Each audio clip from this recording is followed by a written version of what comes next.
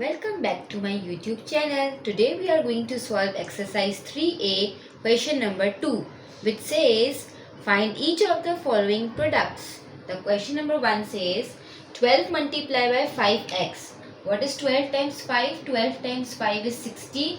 So the answer is 60x. Very easy. Now question number 2. Question number 2 says x multiplied by 6x. Now we don't have any number. We will suppose it is 1. 6 times 1 is 6. In multiplication we add the powers 1 and 1. X1 and x1. It will make x square. So the answer is 6x square. In part C, 8 times 2 is 16.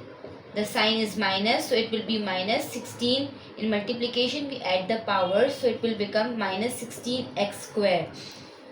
In part D, we have minus plus. We are not supposed to write the sign plus, but I just for explaining I am telling you minus plus. 10 times 3 is 30.